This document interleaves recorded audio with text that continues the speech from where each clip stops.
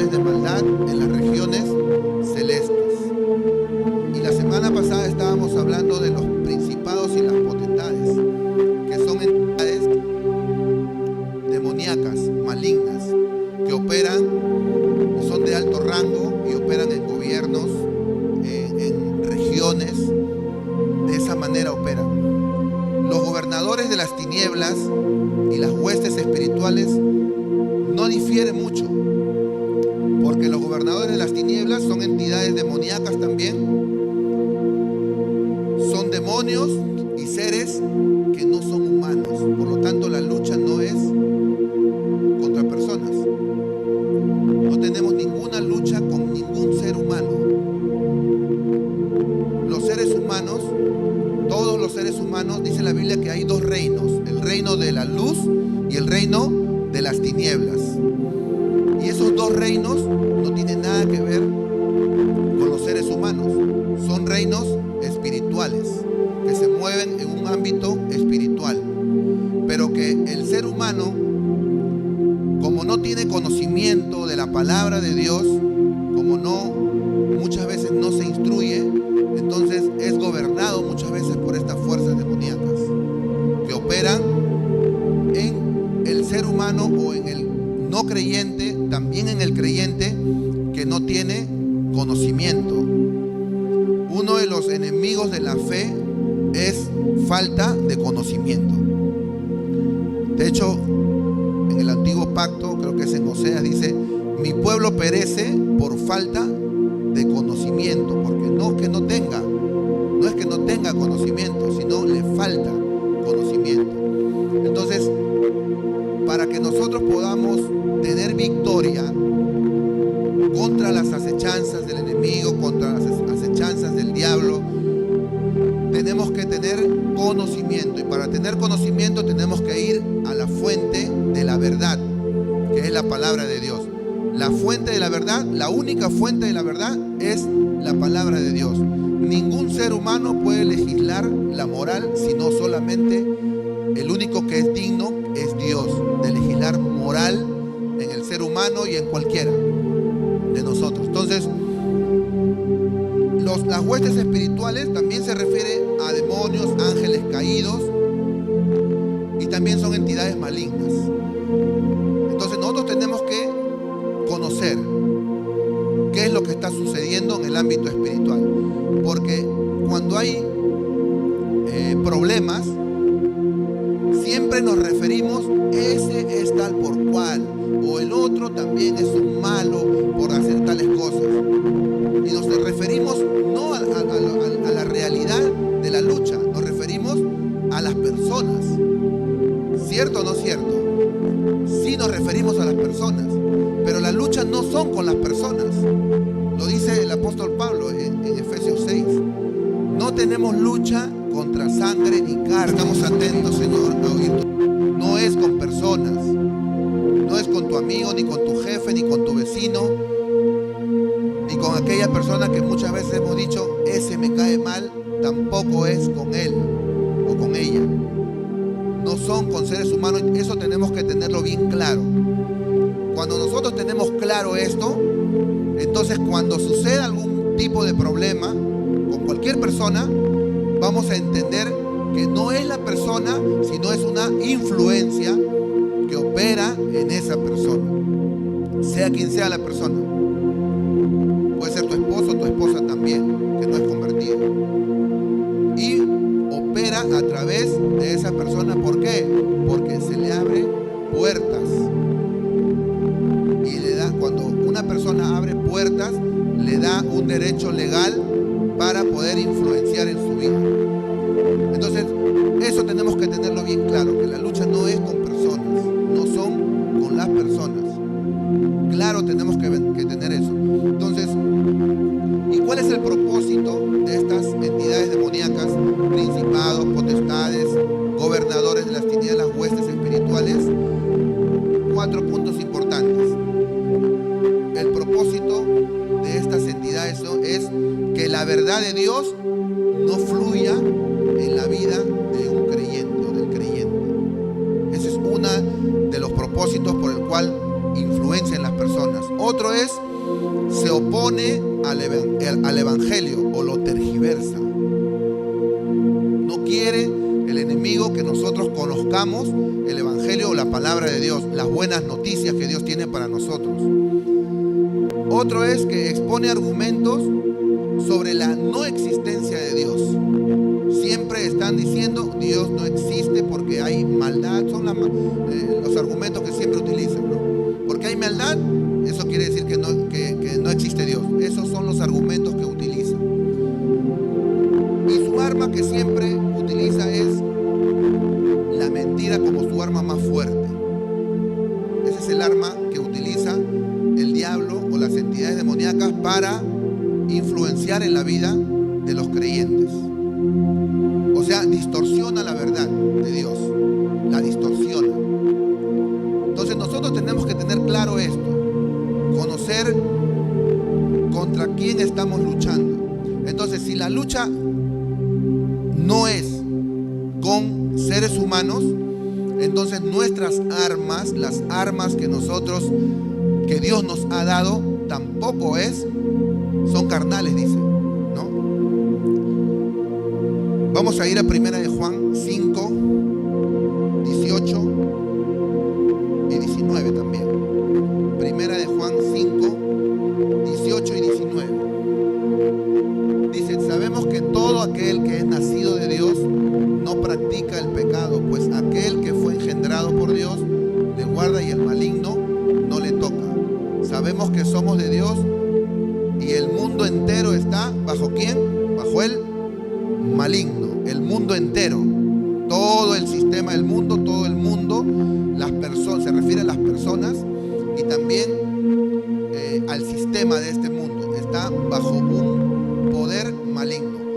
Pero nosotros, los que hemos aceptado a Cristo como nuestro Señor, como nuestro Salvador, Dios siempre va a guardar a aquel que ha creído en Él. Siempre lo va a hacer. Así que podemos caminar tranquilo porque Dios va a respaldar siempre nuestra fe, lo que hemos creído. Y hemos creído con todo nuestro corazón, entonces siempre va a haber una protección de Dios hacia nuestra vida, pase lo que pase. Entonces, el mundo entero está bajo el maligno. Efesios 6, 16 también declara algo importante. Efesios capítulo 6, verso 16.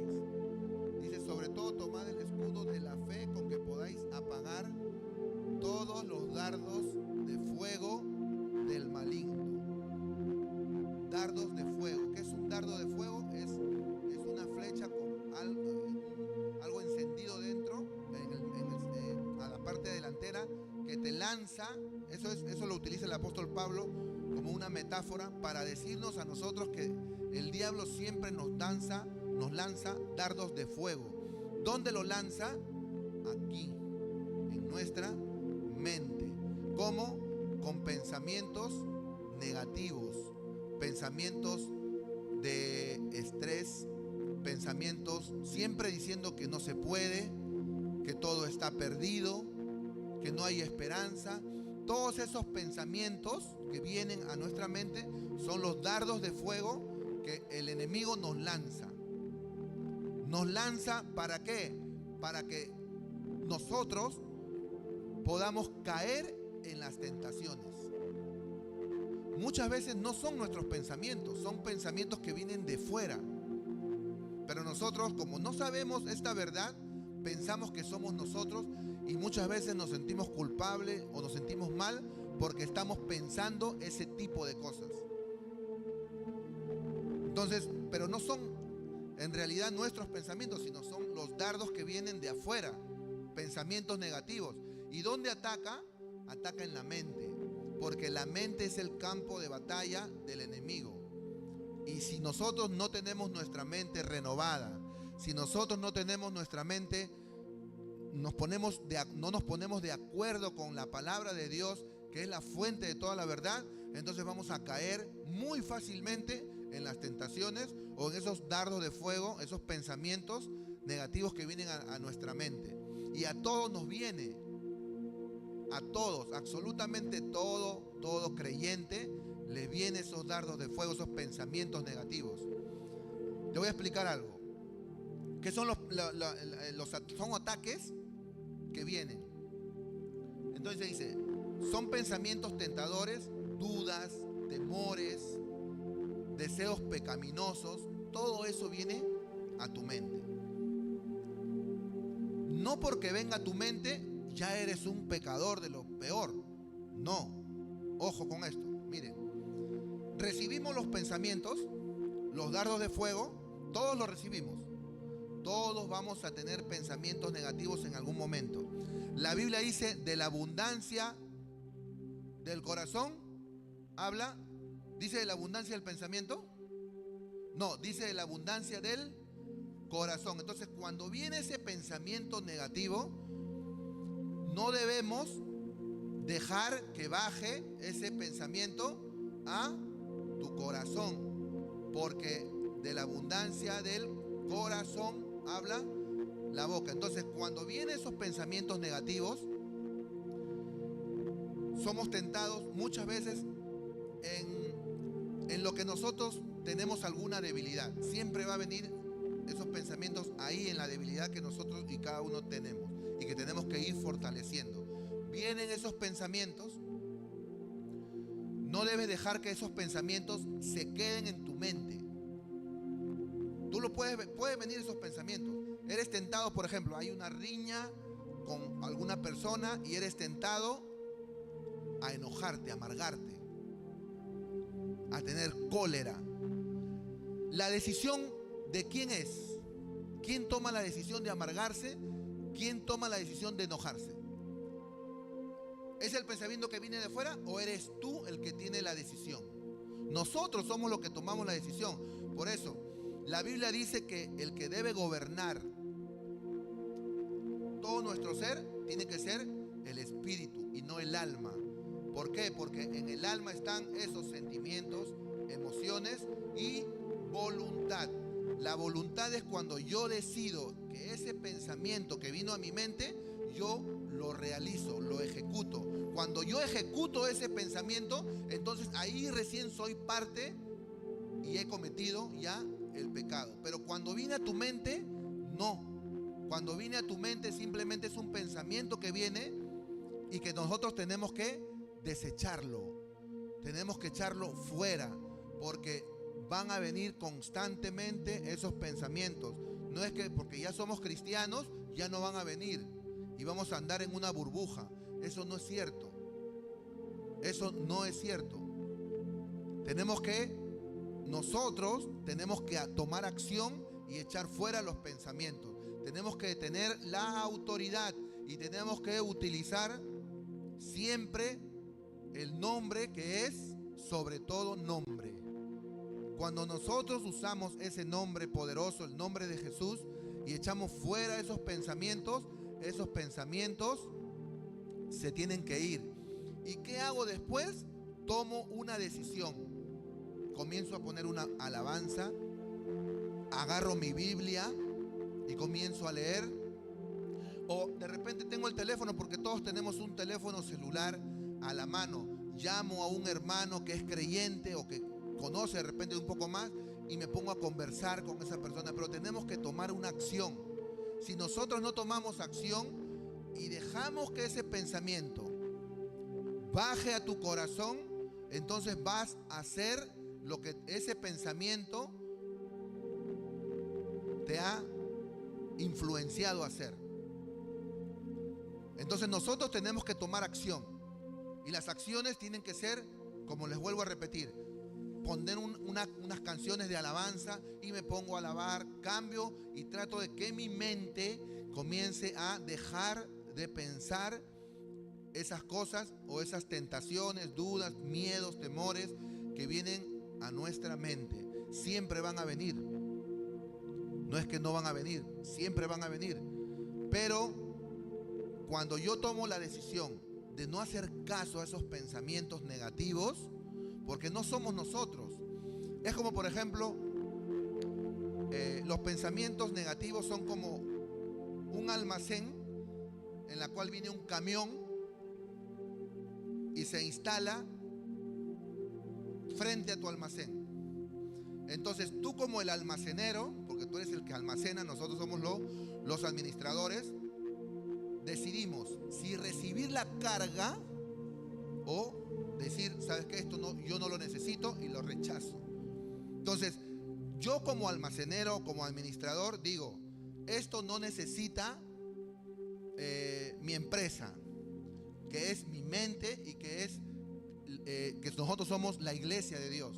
Entonces yo no necesito esto, pero lo estás viendo la carga ahí, porque te la van a enseñar. Mira esto, y muchas veces, como el diablo es tan sutil, porque no se va a manifestar directamente, siempre se manifestará indirectamente y sutilmente.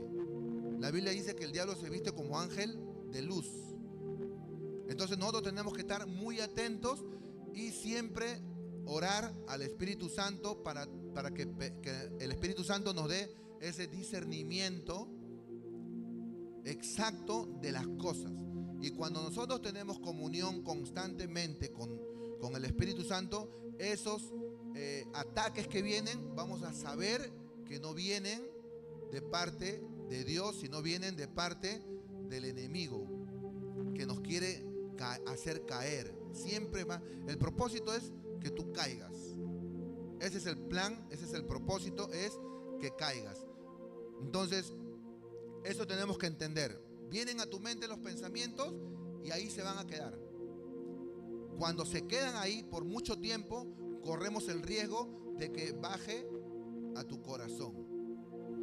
Y no debemos permitir por ningún motivo que esos pensamientos negativos bajen a tu corazón, porque ahí sí hay un problema.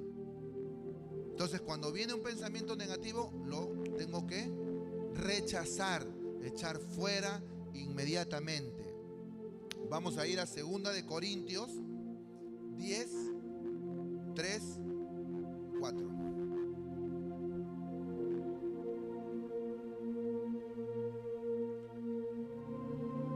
Dice: pues aunque andamos en la carne, en este cuerpo, no militamos según la carne, porque las armas de nuestra milicia no son carnales, sino poderosas en Dios para la destrucción de fortalezas. Esas fortalezas son esos pensamientos. Pero dice que nuestras armas son poderosas en Dios. Nuestras armas, las armas que Dios nos ha dado, son mucho más poderosas que esos ataques que vienen a tu mente. Son mucho más poderosas porque Dios nos ha dado un nombre que es sobre todo nombre. Entonces, los que apunten esto. No somos lo que pensamos, somos lo que decidimos hacer. Eso es lo que somos. Cuando nosotros decidimos hacer algo, eso es lo que realmente somos, pero no somos lo que nosotros estamos pensando. Somos lo que decidimos hacer. De hecho, todas nuestras decisiones tienen que estar basadas en la palabra de Dios, ahora que nosotros estamos escuchando la palabra. Cuando nosotros no escuchamos y no tenemos ningún conocimiento de la palabra, estamos caminando ignorando la palabra de Dios, o en ignorancia caminamos. La Biblia habla de corazones entenebrecidos. Esa palabra entenebrecido quiere decir en tinieblas, que no le ha resplandecido la luz del Evangelio de la gloria de Cristo. Entonces, como no se le resplandece el Evangelio, la luz, todavía esa persona está caminando en tinieblas, en oscuridad.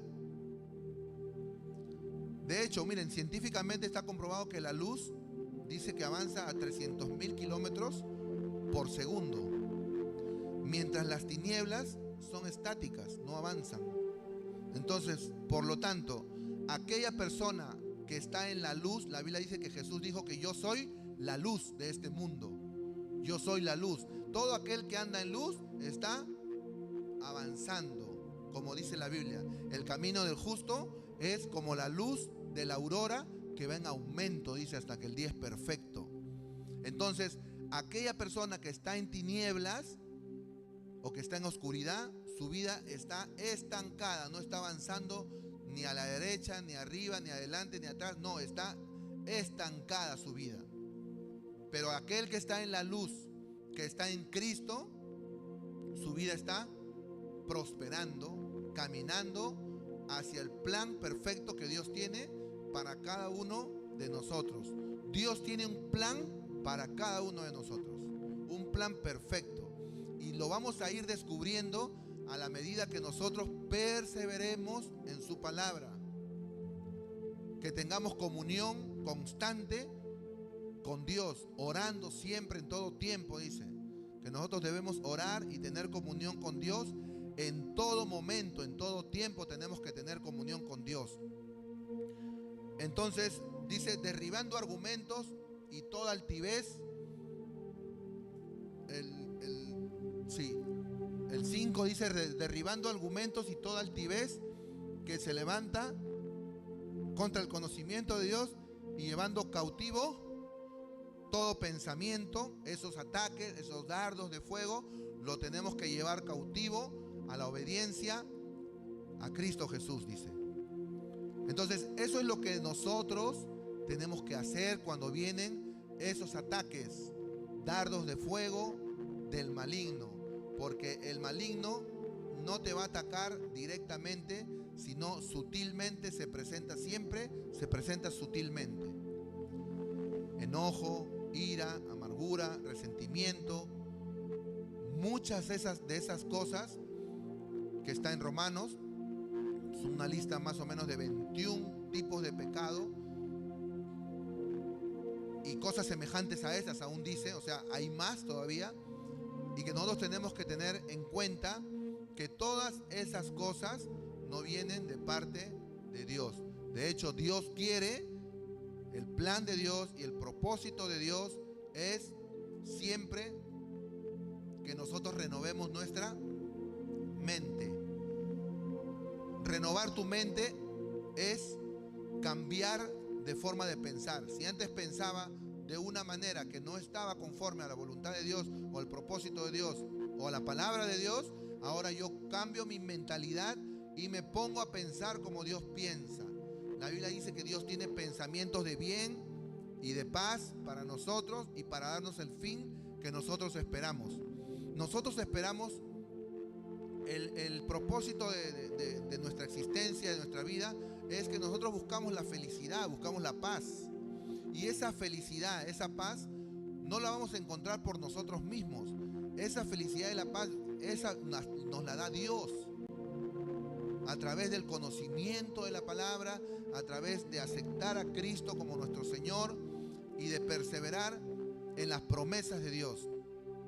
Ahí vamos a encontrar nosotros tranquilidad, paz en medio de las circunstancias, en medio de los problemas. Porque el hecho de ser cristiano no quiere decir que se acabaron los problemas. De hecho, bienvenidos a los problemas, porque vienen más problemas. De hecho, cuando Jesús vino, se encontró con una avalancha de saduceos, fariseos, tantas personas que estaban en contra de su mensaje, del mensaje que él estaba dando en aquel tiempo. Que hasta el día de hoy, que han pasado más de 2000 años, seguimos hablando del mismo mensaje de Jesús, porque hay poder en las palabras que Cristo habló. Entonces nosotros hemos sido llamados, tenemos un llamado. El llamado que Dios nos ha hecho es de seguir anunciando las buenas nuevas de salvación a toda criatura. El propósito de Dios es que seamos luz. La luz se utiliza para alumbrar, y alumbrar la vida de aquellos que están en tinieblas, en oscuridad. ¿Cómo? No imponiendo, porque no podemos imponer, sino predicar el evangelio en el amor de Dios. Cuando Cristo vino, predicó un evangelio a través del amor. Y hay 4 puntos importantes, ¿no? La palabra te edifica, la palabra te redarguye y la palabra te instruye en justicia. O O sea que somos instruidos a través de la palabra, somos corregidos y también nos redarguye. O sea, cuando nosotros tenemos algún error, esa palabra hace que tú te pongas en la línea con la palabra de Dios y camines de una forma en la cual Dios quiere que caminemos. Es lo que quiere Dios y es el plan de Dios para nuestra vida, para todos nosotros, sin excepción alguna. La Biblia dice, muchos son los llamados, pero pocos son los escogidos. ¿Qué quieren ser ustedes, llamados o escogidos? Eso depende de cada uno de nosotros, porque los llamados son muchos. Él llama muchos al arrepentimiento, pero los escogidos son los que Él ha escogido para sus planes, para sus propósitos. Y nosotros, si queremos ser escogidos de Dios, tenemos que seguir la línea que Dios nos ha destinado a hacer. Ya está el plan perfecto de Dios. De hecho, Dios no va a hacer nada más porque ya hizo todo. Ya nos dio su palabra, una palabra poderosa, en la cual para obtener este libro se tuvo que pasar más de 1500 años para que se pueda escribir este libro. 1500 años por 40 autores diferentes, en la cual casi la mayoría no vivió en la misma época, pero obtenemos un libro que es la Biblia, que son más de 60 libros en uno. Eso es un milagro de Dios. Muchos rechazan este libro, pero en este libro está el mensaje de Dios para nuestra vida. De hecho, cuando nosotros compramos un artefacto, ese artefacto viene con un manual, ¿sí o no? Cualquier artefacto que tú compres viene con un manual. ¿Para qué? Para que tú le des un buen uso a ese artefacto, porque si tú vas contra las indicaciones de ese artefacto a la cual tú compraste, puedes malograr el artefacto. Entonces nosotros, como creados por Dios, también hemos venido con un manual, que es la Biblia. Este es el manual para que nosotros nos podamos conducir de la mejor manera como Dios quiere. Si nosotros vamos contra las indicaciones de este manual, podemos sufrir las consecuencias. Y nadie quiere sufrir consecuencias. Todos queremos vivir una vida de tranquilidad y de paz. Pero siempre van a haber problemas. Los problemas existen, van a existir. Si no, no podemos ver en realidad la gloria de Dios. Porque Dios se manifiesta siempre cuando hay algún tipo de problema. El salmista decía: alzaré mis ojos a los montes, ¿de dónde vendrá mi socorro? Mi socorro viene de Jehová, que hizo los cielos y la tierra. Entonces eso habla de que este salmista pasaba por un problema. Él tenía un tipo de problema, pero él decía: mi socorro viene de Jehová. Es lo que nosotros tenemos que decir siempre. Mi socorro viene de Jehová, que hizo los cielos y la tierra. La Biblia dice que el bien y la misericordia me seguirán todos los días de mi vida. No nosotros vamos a perseguir el bien y la misericordia, nos van a seguir a nosotros. O sea, donde tú vayas, siempre te va a perseguir, donde tú vayas, el bien y la misericordia. Porque el bien y la misericordia siguen a los creyentes, a los que han creído y a los que han tomado la decisión de creer con todo su corazón en Dios. Y de creerle no solamente en Dios, sino creerle a su palabra. Porque una cosa es creer en Dios, y otra cosa es creerle a Dios a través de la bendita palabra de Dios que nos enseña y que en esta mañana ha venido a hablarnos directamente a nuestro corazón. Así que este es el mensaje, y vamos a terminar con Efesios para la siguiente ya semana que me toque. Efesios 6:13. Efesios 6:13 dice: por tanto, después de todo lo que hemos hablado, dice: por tanto, tomad la armadura de Dios para que podáis resistir en el día malo, y habiendo acabado todo, estar firmes. Del 13 al 19 lo vamos a leer. El 14 dice, el verso 14: estad pues firmes, ceñidos vuestros lomos con la verdad, y vestidos con la coraza de justicia. El 15 dice, y calzados los pies con el apresto del evangelio de la paz, y sobre todo tomad el escudo de la fe, con que podáis apagar todos los dardos de fuego o todos esos pensamientos negativos que vienen a tu mente. Y tomad el yelmo de la salvación y la espada del Espíritu, que es la palabra de Dios. 18 y 19.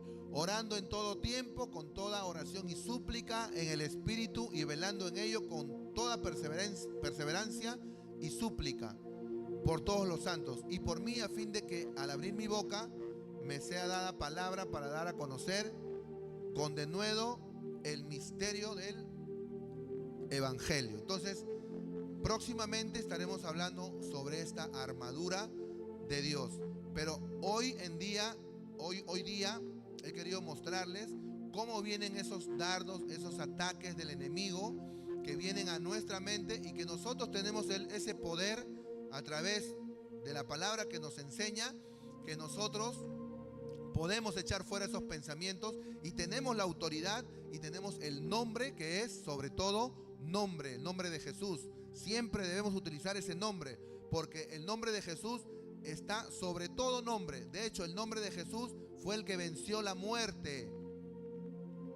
Jesús dijo, yo soy la resurrección y la vida. El que cree en mí, aunque esté muerto, vivirá. Él venció la muerte. Nadie venció la muerte, solamente Cristo. Y si Él venció la muerte, nosotros también vamos a vencerla, cualquier problema que podamos enfrentar. Así que ponemos de pie para hacer una oración. Todos de pie un instante, por favor. Todos ojos cerrados un instante para orar. ¿Ustedes vienen por primera vez? ¿O ya vienen? ¿Vienen siempre? ¿Primera vez? ¿Primera vez que viene? ¿Sí? ¿Tú también? Ah, tú vienes constante. Tú vienes por primera vez. ¿Cuál es tu nombre?